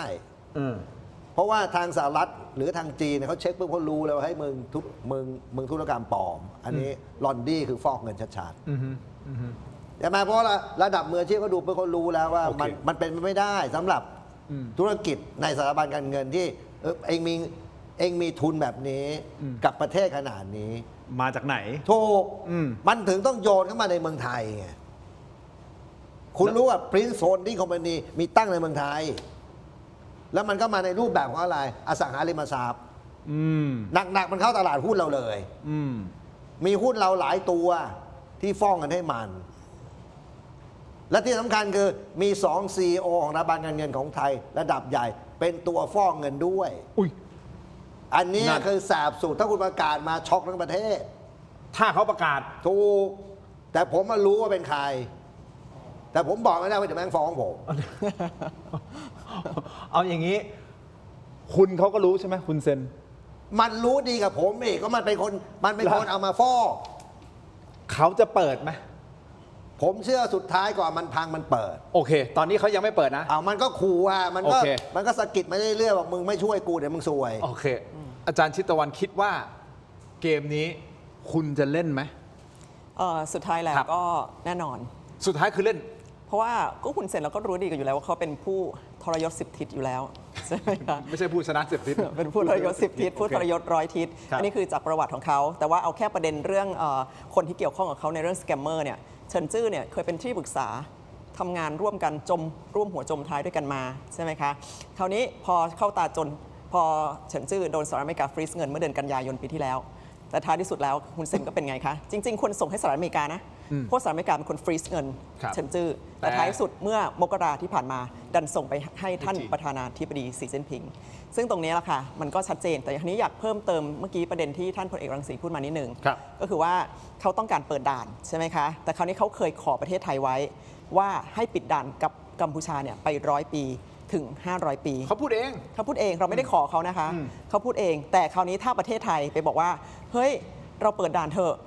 มันก็หมายความว่าเขาก็จะเอาไปพูดกับคนกัมพูชาอีกเขาก็จะไปบอกโลกอีกว่าเขาไม่เคยอยากเปิดด่านกับประเทศไทย แต่รัฐบาลไทยประเทศไทยเนี่ยอยู่ไม่ได้ ถ้าไม่พึ่งพิงเศรษฐกิจของกัมพูชา เพราะฉะนั้นตรงจุดนี้ก็เลยเป็นประเด็นที่ว่ารัฐบาลไทยไม่สามารถที่จะเปิดด่านได้นะคะอย่างน้อยจริงๆก็ควร100 ปีละค่ะแต่ว่าถ้าท่านไม่อยากให้ถึงขนาดนั้น ท่านก็ไปคุยกับฮุนเซนก็ได้ คุยยังไงท่านก็บอก1ให้เขาชดเชย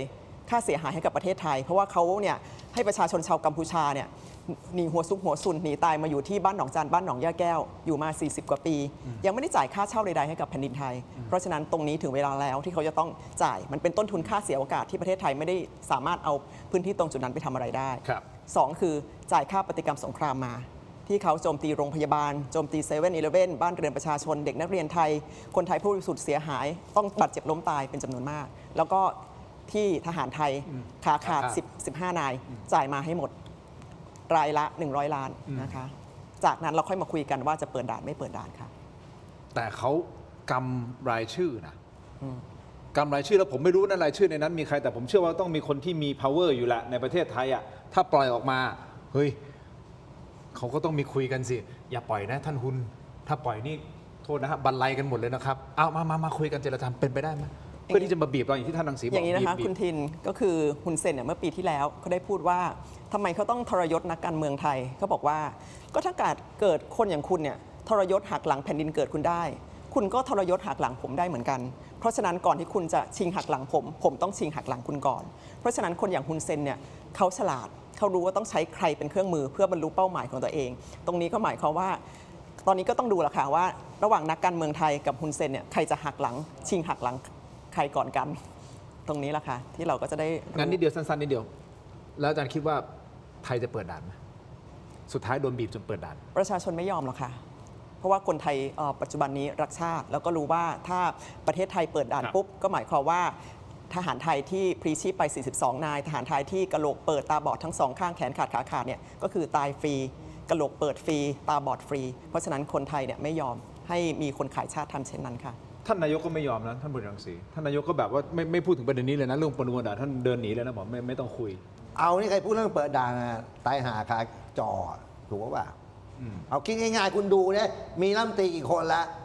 แค่บอกจะเปิดจุดผ่อนปลนยังเจ๊งเลย มันเป็นของแสลงมาแล้ว แต่ผมเชื่อไอ้เดชฮุนเซนมันจะบีบไอ้ไข่พวกเนี้ยจนหน้าเขียว นี่ไงฮะเนี่ยคือถ้าผมฟังหลายท่านวิเคราะห์รวมถึงท่านพลเอกรังสีวิเคราะห์เนี่ยบอกว่าสิ่งที่คุณเซนต้องการมากที่สุดคือมันต้องการเปิดด่านเพราะอะไรฮะเพราะเปิดด่านปุ๊บเนี่ยธุรกิจเทาๆของทุกอย่างที่มันจะกลับ กลับมาหมดเลย ฟื้นกลับมาถูกต้องไหม ใช่ ฮะตอนนี้เขาถูกบีบอยู่ขนาดนั้นนั่นหมายความว่าอะไรฮะหมายความว่าเป้าหมายของเขาต้องการเปิดด่านเพราะฉะนั้นไอ้รายชื่อที่ผมมีอยู่อ่ะเฮ้ยเอายังไงอย่างที่ท่านบอกเลยโทษนะฮะบีบใคร เอาปล่อยไหมอ่ะเปิดด่านไหมล่ะถ้าไม่เปิดเดี๋ยวผมปล่อยชื่อออกมาที่บรรลัย สำคัญแบบนี้คุณเข้าใจแบบว่า ถ้าเกิดว่าเราได้นักการเมืองที่มันอยู่ในพันรายชื่อขึ้นมาเป็นนายกอะซวยเลย นั่น เพราะคุณอย่าลืมนะ มันได้เงินสแกมเมอร์มาซื้อเสียงกันนะถูกไหมไอ้คุณเซนเอาแล้วมันก็ลงทุนเยอะ เพราะมันก็รู้อยู่แล้วว่าจุดอ่อนประเทศไทยคือซื้อเสียงได้10,000 ล้านแรกกับล้านของมันนะจริงหรือเปล่าเอา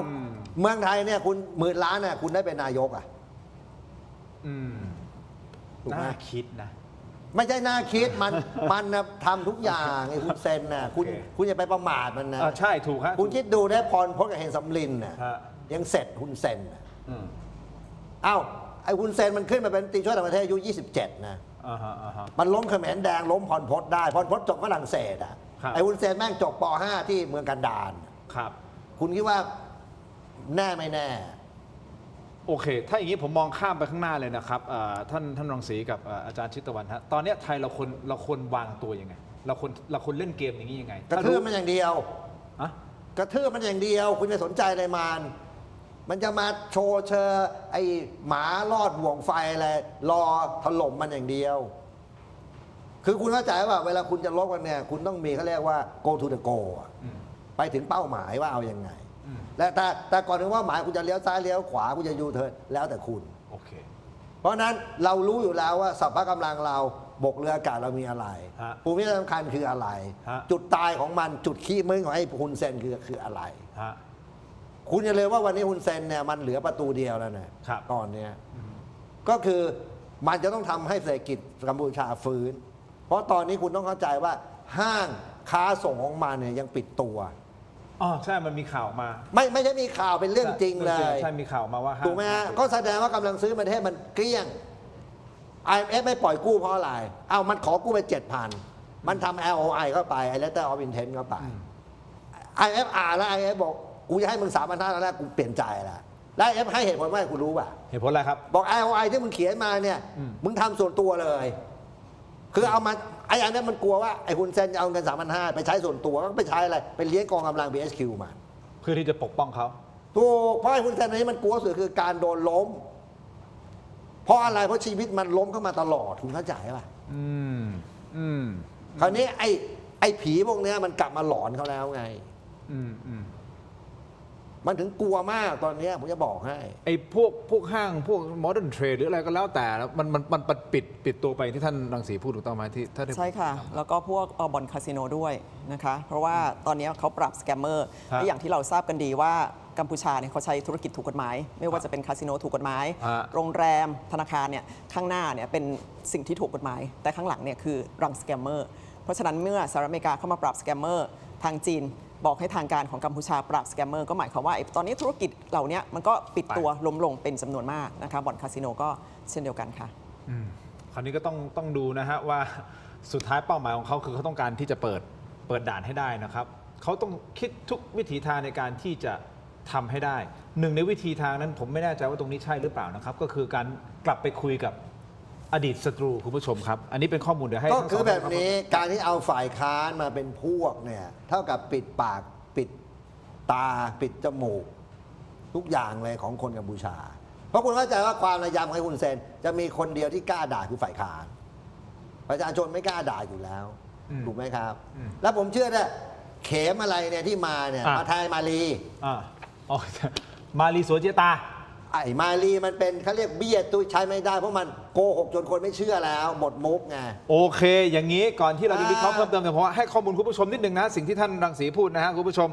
กัมพูชาเองมีความเคลื่อนไหวทางการเมืองครั้งประวัติศาสตร์ที่ร้อนแรงนะน่าจับตานะอาจารย์ชิตวรรณท่านรังสีนะครับอันนี้อาจจะยาวนิดนึงคุณผู้ชมแต่มันเป็นการปูพื้นฐานให้เข้าใจนะครับคุณผู้ชม นาทีนี้การเมืองกัมพูชาเกิดการพลิกขั้วแบบช็อกวงการเมื่อสองตระกูลที่เป็นศัตรูคู่แข่งคู่แค้นทางการเมืองมาอย่างยาวนาน เป็นคู่แค้นที่มองหน้ากันไม่ติดเลยนะฮะก็คือตระกูลฮุนและตระกูลเข็มปรากฏว่าหันมาจับมือกันชื่นมื่นฮะนี่ฮะโดยจุดเริ่มต้นของเรื่องนี้ก็คือสมเด็จฮุนเซนเปิดบ้านต้อนรับนายเข็มโสกาครับซึ่งนั่นเป็นอดีตผู้นำฝ่ายค้านมาพร้อมกับภรรยาและลูกสาวคนโตก็คือคุณเข็มมโนวิทยาโดยมีการพูดคุยกันนานนะครับ3 ชั่วโมงครับนี่คือบ้านฮุนเซนใช่ไหมทีมงานที่มีห้องสีชมพูใช่ไหมเตียงนอนสีชมพูห้องบ้านหลังนี้แหละครับ3 ชั่วโมงเขาคุยกันอย่างยาวนานนะครับและมีการเปลี่ยนสรรพนามเรียกขานกันอย่างสนิทสนมครับโดยฮุนเซนเรียกคุณเขมมโนวิทยาว่าหลานครับหลานสาวส่วนนายกรัฐมนตรีฮุนมาเนตยกฐานะเป็นน้องสาวครับเป็นน้องสาวแล้วทั้งที่ก่อนหน้านี้เพียงไม่กี่ปีใช่ไหมหรือไม่กี่เดือนคุณเขมโสกาเพิ่งถูกศาลพิพากษายืนโทษจำคุก27 ปีในคดีกบฏก่อนที่จะได้รับพระราชทานอภัยโทษและปลดล็อกเงื่อนไขห้ามออกนอกประเทศอย่างน่าประหลาดใจดีลนี้นะฮะยิ่งร้อนแรงอันนี้ดีลเกิดขึ้นที่พนมเปญนะฮะไม่ใช่ดีลโมโนโคทั้งสิ้นนะท่านนะดีลพนมเปญดีลนี้มันยิ่งร้อนแรงขึ้นเมื่อนายกฮุนมาเนตสั่งตั้งเก้าอี้พิเศษระดับเทียบเท่ารัฐมนตรีให้กับนางสาวเขมมโนวิทยาในวัย 44 ปีในตำแหน่งผู้แทนพิเศษของนายกรัฐมนตรีซึ่งเป็นตำแหน่งที่ตั้งขึ้นมาใหม่ครับโดยมีการมอบหมายภารกิจสำคัญให้ทำหน้าที่ทูตเพื่อปกป้องบูรณภาพแห่งดินแดนครับซึ่งนับจากนี้เป็นต้นไปคนไทยพวกเราอาจารย์ชิตวานท่านพลเอกรังสีนายทินโชคกมลกิจทีมงานถกไม่เถียงรวมถึงคุณผู้ชมทุกท่านทุกสื่อจับตาชื่อของเขมมโนวิทยาได้เลยนะฮะเพราะเธอจะกลายเป็นกระบอกเสียงสำคัญที่ออกมาเปิดหน้าชนขยี้ประเด็นและตอบโต้เรื่องพิพาทชายแดนไทยกัมพูชาบนเวทีโลกครับท่านรังสีบอกว่านี่คือมาแทนมาลีสวนเจตาถูกมีน้ำหนักมากกว่าไหมฮะคุณนี้ไม่ผมว่าพังพอกันนะเดี๋ยวมันก็พังเหมือนไอ้มาลีเชื่อผมเหอะเพราะว่ามันจะต้องพูดโกหกทุกวันจนคนเขาจับได้นะฮะแต่การมาจับเดี๋ยวผมจะให้อาจารย์ชิตวรรณวิเคราะห์ด้วยนะการมาจับมือกันยอมขนาดนี้ก็หมายถึงมันหมายถึงหมดหนทางขนาดไม่หมายถึงฮุนเซนแบบหมาจนตรอกหลังชนประตูนั่นเพราะว่าผมเพียงบอกว่าคนที่จะเอาความชั่วให้ฮุนเซนเปิดเผยให้คนกัมพูชารู้ได้คือฝ่ายค้านเอาเหมือนประเทศไทยตอนนี้อยู่ดีถ้าพรรคภูมิใจไทยจับมือกับส้มเนี่ยจับมือไปให้ปัดเนี่ยแล้วบอกว่ามันเป็นรัฐบาลร่วมกันคุณว่าประเทศนี้จบไหมใช่ไหมมันก็ต้องมีฝ่ายค้านแต่ฝ่ายค้านอาจจะเป็นใกล้ฮุนเซนมันบอกกูจะปกครองแบบฮุนเซนนะฮุนเซนไม่สนใจแล้วแล้วคุณว่าวันนี้กษัตริย์เสวนีรักษาตัวอยู่ที่ปักกิ่งอยู่ที่มันอภัยโทษให้กับผู้หญิงคนนี้เลยแล้วคุณว่ามันยังไงมันก็คงพิมพ์เองเซ็นเองคือมันมีกฎกติกาให้ไหนประเทศนี้ถูกไหมกษัตริย์ก็ป่วยอยู่รักษามะเร็งที่เมืองจีนมันรักษาการแทนมันบอกกูนั้นกูอภัยโทษมึงเลย27 ปีแล้วเข็มโสกาพ่อของผู้หญิงคนนี้ก็คือคุณเข็มโสกาแล้วเดี๋ยวก็ผู้หญิงคนนี้ก็มาแทนไอ้มาลีเพราะไอ้มาลีมันเป็นคนที่เขาเรียกว่าหมดหังเช้งหมดหังเช้งเลยผมคิดถึงนะผมคิดถึงคุณมาลีสวนเจตานะเพราะเราก็ปะทะอยู่กันอยู่หลายรอบไม่ต้องคิดถึงหรอกตอนนี้อาจจะถูกไล่ออกไปแล้วผมว่านั่นอาจารย์ชิตวรรณมองเกมนี้ยังไงครับต้องเรียนอย่างนี้นะคะว่าการแค่เขามาจับมือเรียกว่าเป็นหลานเป็นอังเคิลเนี่ยมันไม่ได้แปลอะไรมากหรอกค่ะเพราะหลายๆกรณีเนี่ยบางคนเนี่ยจับมือแต่ท้ายๆมีดก็อยู่ข้างหลังพร้อมแทงใช่ไหมคะเพราะฉะนั้นมันก็เป็นละครบทบาทหนึ่งแต่จริงๆตรงนี้มองว่าทางฮุนเซนเนี่ยต้องการส่งสัญญาณไปถึงท่านประธานาธิบดีสีจิ้นผิงมากกว่านะคะเพราะว่ามันก็มีหลายเรื่องที่ทางประเทศกัมพูชาแล้วก็คือรัฐบาลของฮุนมาเนตเนี่ยขอไปทางสหรัฐประชาชนจีนแล้วไม่ได้รับการตอบรับที่ทางกัมพูชาพอใจเพราะฉะนั้นเราก็ต้องรู้แบ็กกราวน์นิดนึงว่าทางคุณเข็มโสภาเนี่ยในอดีตในปีค.ศ. 2012เขาก็คือพรรค CNRP ใช่ไหมคะก็คือการรวมตัวกันของพรรคสมรังสีกับพรรค Human Rights Party ซึ่งก็คือเป็นพรรคที่ทางประเทศสหรัฐอเมริกาสนับสนุนมาโดยตลอดนั่นเองคราวนี้ คราวนี้การที่มาเอาคนนี้ขึ้นมาก็เหมือนต้องการเป็นการตบหน้าท่านประธานาธิบดีสีจิ้นผิงอีกครั้งหนึ่งหลังจากที่เมื่อเดือนกรกฎาคมปีที่แล้วบอกว่าต้องการให้โดนัลด์ทรัมป์ได้รางวัลโนเบลพีซไพรส์ใช่ไหมคะก็คือเป็นการส่งสัญญาณว่าพร้อมแปรพักไปขึ้นกับประเทศสหรัฐอเมริกาเพราะว่าประเทศจีนไม่ดำเนินการตามวัตถุประสงค์ที่ทางกัมพูชาหรือคือทางฮุนเซนต้องการแต่คราวนี้ประเด็นที่ตามมาตอนนี้ก็คือว่าที่ผ่านมาทางกัมพูชาก็คือทางฮุนเซนเนี่ยไม่ได้ส่งตัวเฉินจื้อให้สหรัฐอเมริกาแต่ส่งตัวเฉินจื้อให้กับทางการจีนเมื่อเดือนมกราคมที่ผ่านมาแต่ตอนนี้ก็แปรพักกลับไปอีกแล้วบอกว่าทางจีนไม่ทำให้ฉันใช่ไหมฉันจะไปหาอเมริกาแต่ก็ต้องอย่าลืมอย่างนี้นะคะว่าทางอเมริกาเนี่ยไม่ได้ขี้ถ้าเราดูจากประวัติเนี่ยเราก็จะเห็นว่าไม่ว่าจะเป็นคนที่เคยทำงานให้กับอเมริกาไม่ว่าจะเป็นซัดดัมฮุสเซนหรืออะไรก็แล้วแต่ท้ายที่สุดจุดจบเป็นยังไงนะคะแต่คราวนี้ฮุนเซนก็ไม่ใช่ขี้เหมือนกันฮุนเซนก็พร้อมจะใช้สหรัฐอเมริกาใช้ทางการจีนเป็นเครื่องมือคราวนี้ก็ต้องดูกันละค่ะว่าตอนนี้คนอย่างฮุนเซนที่เป็นจอมทรยศ100ทิศเนี่ยจะหักหลังสหรัฐอเมริกาก่อนหรือจะหันกลับไปแปรพักเข้าทางจีนอีกครั้งหนึ่งค่ะอย่างนี้นะคุณผู้ชมครับผู้สันทัดกรณีทางการเมืองของกัมพูชามองหมากเกมนี้นะฮะหมากที่บอกว่ามาจับมือกับอดีตคู่แค้นนะครับ2มุมมองดุเดือดนะฮะมุมมองแรกคือตระกูลคุณนะใช้ความปรองดองและดึงประเด็นชาตินิยมมาปลุกเรตติ้งสร้างคะแนนนิยมให้กับรัฐบาลครับแต่อีกมุมหนึ่งนะครับก็คือเกมดูดตัวพ่อเพื่อมาตัดกำลังและสลายพลังฝ่ายค้านอย่างถอนรากถอนโคนอย่างที่ท่านพลเอกรังสีวิเคราะห์ไปเลยนะครับจนอดีตแกนนำของพรรคฝ่ายค้านหลายคนออกมาสับเละเลยนะครับบอกว่า2พ่อลูกยอมตบัดสัตว์ดีลกับตระกูลคุณเพื่อหาทางรอดให้กับครอบครัวตัวเองทิ้งให้นักเคลื่อนไหวทางการเมืองอีกนับครึ่งร้อยยังต้องนอนในคุกและลี้ภัยอยู่ต่างแดนนะนี่เขาด่าคุณเขมโสกานะด่าคุณเขมโสกาเลยเฮ้ยมึงไปดีลอะไรกับคุณเซนมาแล้วพวกกูที่สู้กันมาขนาดนี้แล้วทำยังไงกูติดคุกกันนาวแล้วบางคนต้องหนีไปเนี่ยแล้วคุณไปจับมือแล้วชื่นมื่นแล้วก็ดูภาพสิครับน้องสาวนี่ท่านฮุนมาเนตกับน้องสาวท่านฮุนเซนกับลูกสาวอย่างนี้เป็นต้นสุดท้ายอำนาจเบ็ดเสร็จตระกูลคุณตอนนี้กระชับแน่นมากปิดปากปิดตาประชาชนเลยใช่ไหมอย่างนี้คือปิดเกมประชาชนอยู่ในกำมือของไม่แต่ว่าแบบนี้ผมจะบอกให้มนุษย์เราเนี่ยเกิดมาเนี่ยนะไม่ใช่หนีกฎ4 ข้อไม่พ้นคุณทิศครับ1เนี่ยคือกฎธรรมชาติครับสึนามิภูเขาไฟระเบิดแผ่นดินไหว2เนี่ยกฎหมายครับ3กฎสังคมสุดท้ายเนี่ยถ้าหลุด3 ข้อได้มาได้มึงจะทำไงนะมึงเก่งขนาดไหนกฎแห่งกรรมจะเช็คบินผมเชื่อไอ้คุณเซนนะมึงเสร็จกฎแห่งกรรมไปดูอะไม่นานเนี่ยสุดท้ายใช่ไหมครับถูกมนุษย์ขี้เหม็นเนี่ยไม่มีทางหนีกฎ4 ข้อนี้ได้ถ้ามึงทำชั่วฟังไว้นะฮะเราเห็นมาแล้วเห็นไหมทุกคนน่ะบางคนหลุดกฎหมายมากล้าเดินถนนมาเห็นไหมบางคนเนี่ยผ่านมาทั้งหมดแล้วสุดท้ายกฎแห่งกรรมนะมึงนอนติดเตียงหมดตัวลูกหลานติดยาคุณหนีไม่พ้นหรอกของพวกนี้คุณเชื่อผมเถอะไอ้คุณเซนเนี่ยสุดท้ายมึงจะแน่ไงช่างมันก็จะเจอข้อที่4ซึ่งไม่นานนะไม่นานหรอกเพราะว่าอะไรรู้ป่ะโอกาสที่กัมพูชาจะเป็นแบบศรีลังกาโมเดลสูง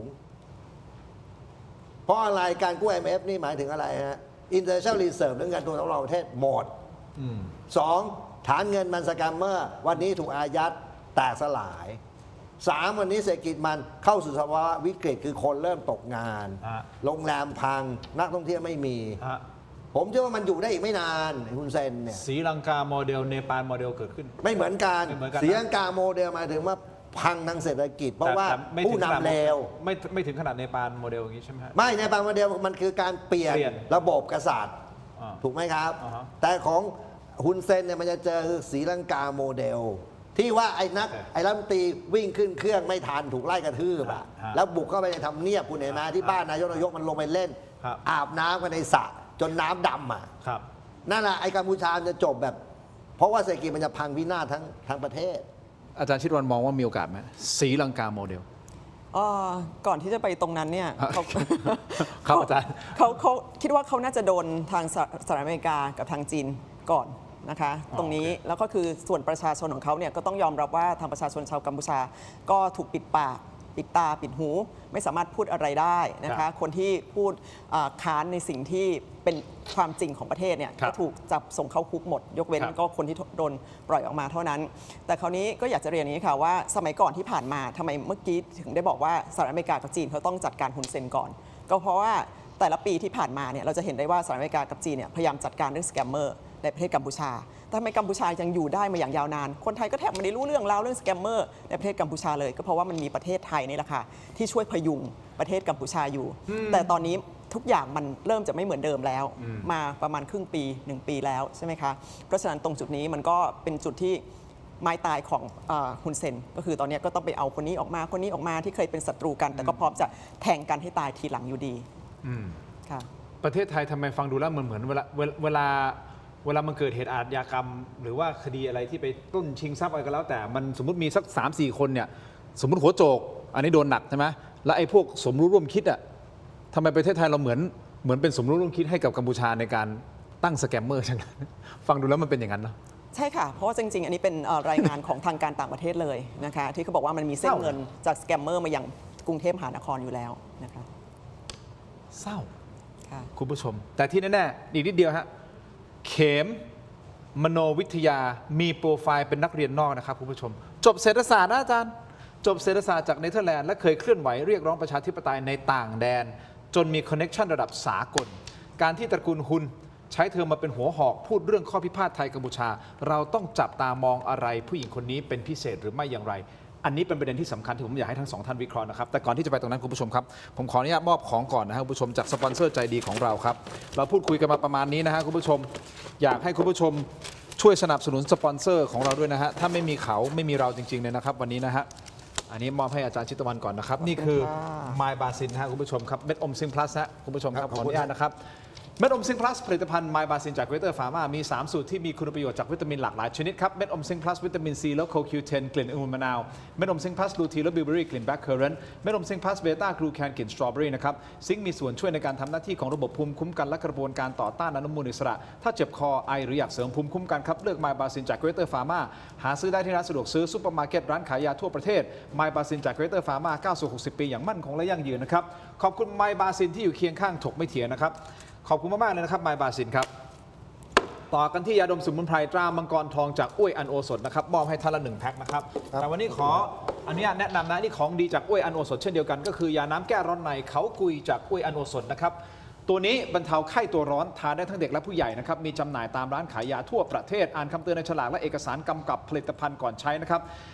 บยาน้ำแก้ร้อนในเขากุยจากอ้วยอันโอสถนะฮะอยู่เคียงข้างถกไม่เถียงขอบคุณมากๆนะครับอยู่เคียงข้างคนไทยมาจะ70 ปีแล้วนะฮะของอ้วยอันโอสถนะครับแม้แต่ท่านพลเอกรังสีบอกยังเคยทานเลยใช่ไหมฮะเขาคุยตัวนี้ดีจริงๆนะฮะ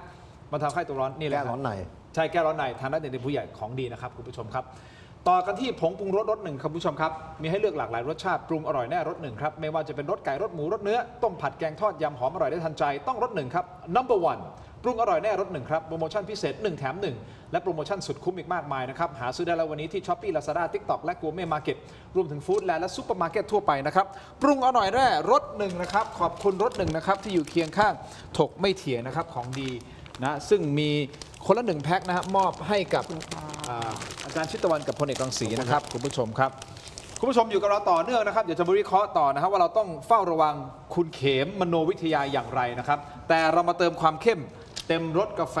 ด้วยกาแฟบัดดี้ดรีนเอ็กซ์ตร้าเบนนะครับกาแฟดำคั่วสุดเข้มสูตรเข้มข้นที่หอมอร่อยเข้มสะใจครับชงดำก็อร่อยเติมนมก็อร่อยลงตัวครับบัดดี้ดรีนเอ็กซ์ตร้าเบนนะครับสามารถทดลองได้แล้ววันนี้หอมเข้มขมไม่เปรี้ยวในราคาคุ้มค่าเพียง129 บาทนะครับได้มากถึง165 กรัมครับสุดคุ้มขนาดนี้ลองได้แล้ววันนี้ที่ 7-Eleven ทั่วประเทศบัดดี้ดรีนอร่อยเข้มไม่เปรี้ยวเต็มรสกาแฟนะครับขอบคุณมากครับบัดดี้ดรีนที่อยู่เคียงข้างถกไม่เถียงนะครับมอบให้ท่านละ1 ซองมาตรงนี้นะครับขอบคุณมากครับบัดดี้ดรีนครับมาตรงนี้แล้วครับต่อกันที่เพราะห้องน้ำที่ดีนะครับสะท้อนถึงภาพลักษณ์และรสนิยมที่ดีคุณผู้ชมครับแอปซิโรโนผลิตภัณฑ์ดับกลิ่นโถปัสสาวะชายที่จะเปลี่ยนห้องน้ำของคุณให้หอมสะอาดมีระดับนะครับเหมาะอย่างยิ่งสำหรับโรงแรมร้านอาหารและทุกครัวเรือนครับมีให้เลือกใช้งานทั้งแบบแผ่นชีทแบบก้อนและแบบแขวนครับ มาสร้างความประทับใจด้วยความสะอาดและกลิ่นหอมเลือกกลิ่นที่ดีกว่าให้กับห้องน้ำของท่านนะครับด้วยแอป Sireno หาซื้อได้แล้ววันนี้ที่ Shopee Lazada TikTok และ thailandpostmart.com thailandpostmart.com นะครับร้าน Thai Detergent Shop Thai Detergent Shop นะครับขอบคุณมากๆครับแอป Sireno ที่อยู่เคียงข้างถกไม่เถียงเช่นเดียวกันนะครับและแน่นอนฮะมอบแอป Sireno ให้กับทั้งสองท่านนะครับสุภาพสตรีอันนี้ให้อาจารย์ ขอบพระคุณ ตะวันนะครับ ค่ะ ซองสีชมพูหวานแหววนะครับแอป Sireno นี่คือให้ท่านพลเอกรังสีนะครับขอบคุณมากครับท่านครับต่อกันที่ BrainTech Tri Screen นะครับนี่คือจอเสริมสุดล้ำที่สามารถทำงานพร้อมกันได้ถึง 4 หน้าจอในเวลาเดียวกันครับด้วยความคมชัดระดับ Full HD และการเชื่อมต่อที่แสนง่ายเพียงเสียบสาย USB Type C ก็พร้อมใช้งานได้ทันทีครับน้ำหนักเบาด้วยพกพาสะดวกคุณผู้ชมครับกดเข้าไปที่หน้า Facebook Tero Digital ใน Facebook นะถ้าท่านสนใจอย่าพลาดตอนสั่งซื้อให้ใส่โค้ด Let's Play AI รับส่วนลดทันที 2,000 บาทส่วนลดทันที 2,000 บาทนะครับขอบคุณมากๆครับ BrainTech Tri Screen นะครับคุณผู้ชมครับอันนี้รอท่านเป็นสินค้านำเข้ารอท่านนำออกนะฮะ BrainTech Tri Screen นะครับอีกนิดเดียวคุณผู้ชมครับก่อนที่เราจะไปวิเคราะห์เข็มมโนวิทยาพลาดไม่ได้ครับคุณผู้ชมครับกับละครเวทีสุดแซ่บแห่งปีครับเมืองมายา The Musical ครับเป็นการเชื่อดเฉือนระหว่างเพียงดาวกับดีนี่เพื่อชิงความเป็นหนึ่งในวงการบันเทิงนะครับนะมิวสิควลนี้นะฮะขนทัพนักแสดงแถวหน้าจริงๆผมบอกแล้วบอกอีกผมจะบอกทุกวันผมไปดูมาแล้วครับสุดยอดจริงๆครับไม่ว่าจะเป็นคุณแพทสุธาสินีนี่คนนี้สุดยอดฮะคุณแพทสุธาสินีคุณอแมนดาออลเดมสุดยอดเช่นเดียวกันเจมส์มาสุดยอดฮะสุดยอดทุกๆคนคุณหญิงรัฐาคุณชายชาตยโดมสุดยอดจริงๆฮะนักแสดงมากฝีมืออีกมากมายบนเวทีนี้นะครับจัดแสดงแล้วนะครับคุณผู้ชมครับจะมีการแสดงวันนี้จนถึงวันที่ 27 กันยายนนี้นะฮะที่เมืองไทยรัชดาลัยเธียเตอร์สามารถซื้อบัตรได้ที่ไทยทิกเก็ตเมเจอร์ทุกช่องทางนะครับไปดูฮะเมืองมายา The Musical นะครับโอ้โหแสงสีเสียงชุดพลังของนักแสดงทุกท่านทุกท่านจริงๆเลยสุดยอดจริงฮะนักแสดงหลายๆท่านเดี๋ยวผมจะค่อยๆเพราะว่าผมจะพูดทุกวันผมอยากให้ไปดูฮะผมอยากให้ไปดูมันคือละครเวทีที่มันสะท้อนถึงชีวิตจริงในบางมุมรวมถึงชีวิตในวงการเมืองเหมือนกัน มันสะท้อนหลายๆอย่างเอาแหละพูดถึงวงการการเมืองนิดเดียวฮะวงการการเมืองของกัมพูชาการที่เขมมโนวิทยาซึ่งเป็นโปรไฟล์นักเรียนนอกนะครับท่านรังสีเราต้องกังวลอะไรไหมที่จะมาทำหน้าที่ในการต่อกรกับประเทศไทยประเด็นข้อพิพาทไทยกัมพูชาซึ่งเธอเคยเป็นนักเคลื่อนไหวและเรียกร้องประชาธิปไตยในต่างแดนคอนเนคชั่นระดับสากลนี่เยอะมากนะต้องกังวลไหมคือกระทรวงต่างประเทศเราทั้งกระทรวงถ้าสู้อีกคนเดียวไม่ได้ก็จบแล้วคุณทินแค่นี้เนาะแค่นี้เลยสั้นๆจบไม่ต้องมากังวลใช่ไหมไม่ต้องกลัวก็เห็นด้วยกับท่านพลเอกรังสีนะคะเพราะว่างบประมาณของกระทรวงการต่างประเทศของประเทศไทยเนี่ยสูงกว่างบประมาณของกระทรวงการต่างประเทศของประเทศกัมพูชาเนี่ยอย่างมากเพราะฉะนั้นเนี่ยแต่ว่าตอนนี้เราก็จะเห็นได้ว่าของประเทศไทยเนี่ยถ้าเรื่องทางการทูตเรื่องทางการต่างประเทศเนี่ยของเราเนี่ยเป็นด้อยหรือก็คือเป็นรองกว่าประเทศกัมพูชามากๆเพราะฉะนั้นก็อย่างที่ท่านพลเอกรังสีพูดนั่นแหละค่ะว่าตอนนี้เราควรจะทำอะไรก็แล้วแต่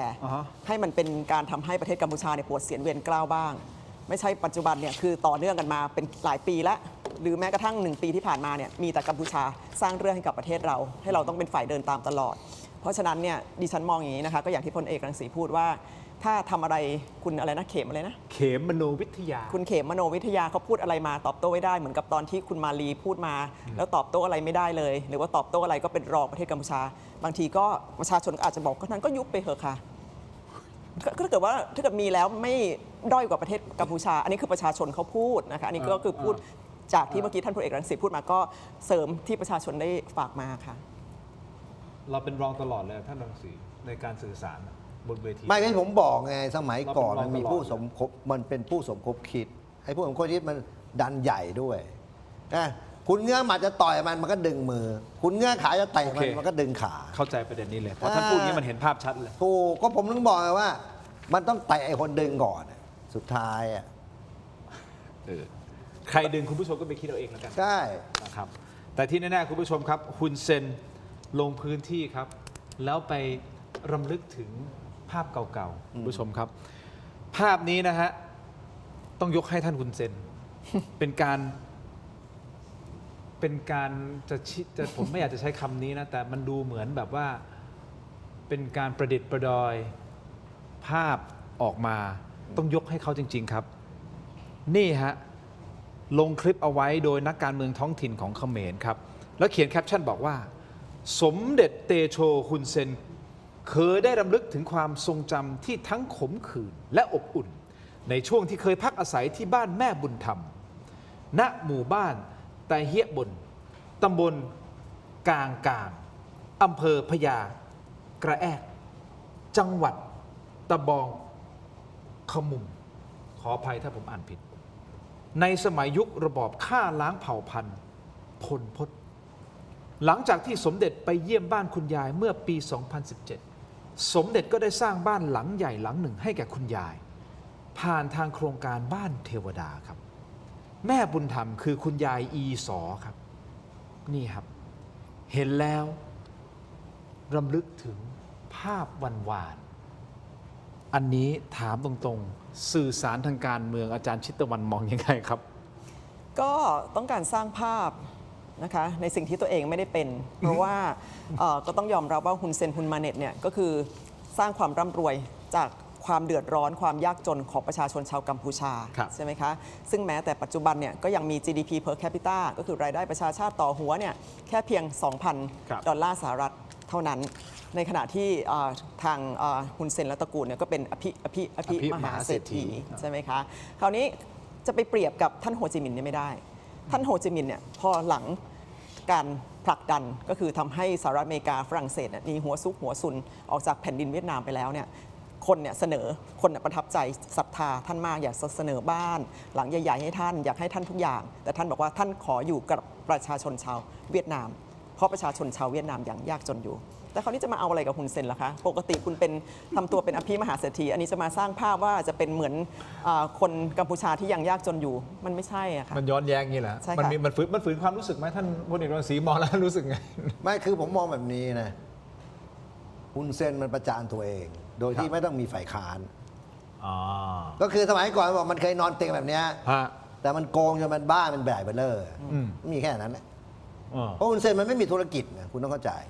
แล้วไอ้เฉินจือมันก็ให้สารภาพกับทางการจีนแล้วว่าตัวที่เป็นเจ้าพ่อสแกมเมอร์จริงๆก็คือฮุนเซนถูกไหมฮะเพราะว่าบ่อนมันที่โอซเมตเนี่ยพื้นที่500ไร่779อาคารฮุนเซนถือหุ้น 80%ก็แค่นี้ก็เท่ากับเหมือนกับอาจารย์ตัวเองว่าเมื่อก่อนกูจนเนี่ยตอนนี้กูโกงจนรวยเพราะถ้าไปดูบ้านเขาทั้งสระว่ายน้ำใช่ไหมอันนี้ทั้งสระว่ายน้ำใช่โอ้โหห้องเฮิ่งบ้านเบลเลอร์บาร่าใช่ไหมห้องใต้ดินห้องใต้ดินนี่บ้านเขานะฮะต่างกันยังกับฟ้ากับเหวนะดูนี่อยู่ในห้องน่าจะเป็นห้องประชุมในบ้านผมเชื่อว่าชาวกัมพูชาแต่ว่าภายใต้ความยากจนของคนกัมพูชานะแต่ผู้นำมันอยู่บ้านใหญ่ขนาดนี้คุณคิดดูดิผมนึกว่ามันจะจบแบบศรีลังกาโมเดล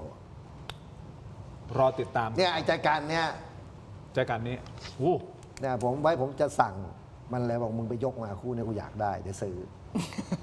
จองไว้เลยเนี่ยใจการคู่เนี้ยจองเลยเหรอท่านจองอะไรเหรอครับอ้าวจองไว้เลยเนี่ยถ้าเกิดเป็นศรีลังกาโมเดลเนี่ย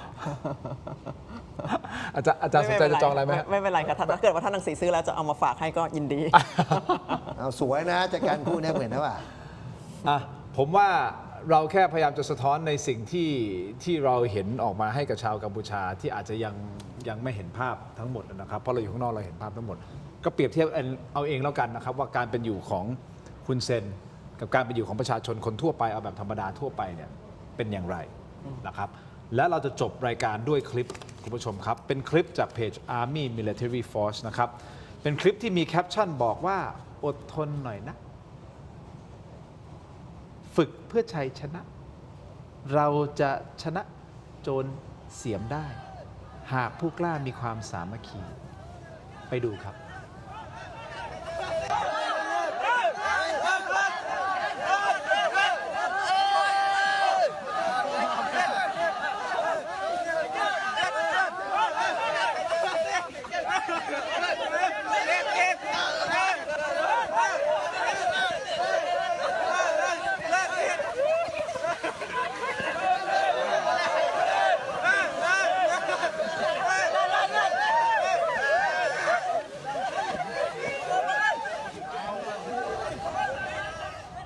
ขอบคุณแขกรับเชิญของผมทั้งสองท่านนะครับอาจารย์ชิตตะวันและท่านพลเอกรังสีนะครับขอบคุณมากครับ ขอบคุณครับ ขอบคุณผู้ชมที่ติดตามนะครับที่คอมเมนต์กันเข้ามาหลากหลายท่านเลยนะครับแล้วพบกันใหม่นะครับมีคุณภูศรีด้วยนะเข้ามาคนแรกๆเลยนะครับขอบคุณมากนะครับแล้วเจอกันครับสวัสดีครับ